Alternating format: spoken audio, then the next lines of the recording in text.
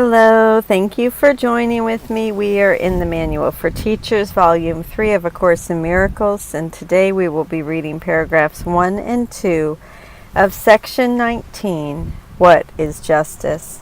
If you'd like to close your eyes and join me in prayer, Dear Father, if left to my own devices, my perception will be skewed. I surrender to you everything that I think and feel. God, please take my past, plan my future, send your spirit to redeem my mind that I might be set free. May I be your channel, God, and serve the world. May I become who you would have me be, do what you would have me do, go where you would have me go, and say what you would have me say, and to whom, dear God. God, thank you for my many, many blessings. Help me to set aside everything I think I know for an open mind and a new experience. And so it is. 19. What is justice? Justice is the divine correction for injustice. We're going to go down and read footnote 147. The term justice being used in this section in the same sense as in chapter 25 in the text, and see chapter 25, section 8. It means giving the Son of God what he really deserves. Because he is sinless, what he deserves is forgiveness, never attack. Real justice, then, is not punishment, but forgiveness. Injustice is the basis for all the judgments of the world.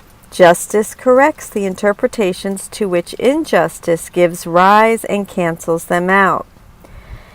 Neither justice nor injustice exists in heaven, for error is impossible and correction meaningless. In this world, however, forgiveness depends on justice, since all attack can only be unjust. Justice is the Holy Spirit's verdict upon the world.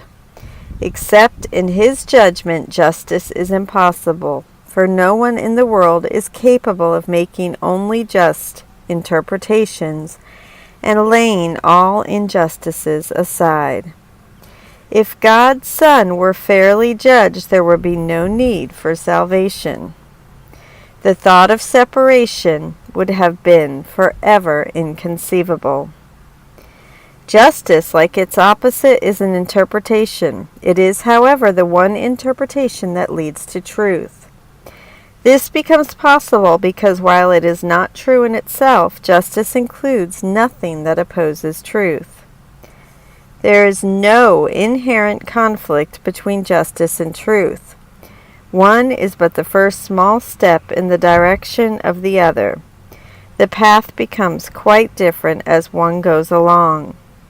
Nor could all the magnificence, the grandeur of the scene, and the enormous opening vistas that rise to meet one as he travels on be foretold from the outset.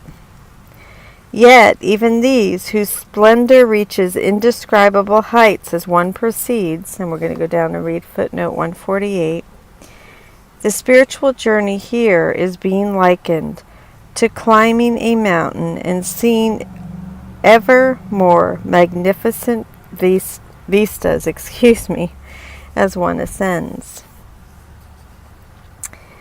So, yet even these, whose splendor reaches indescribable heights as one proceeds, fall short indeed of all that finally awaits one when the pathway ceases and time ends with it.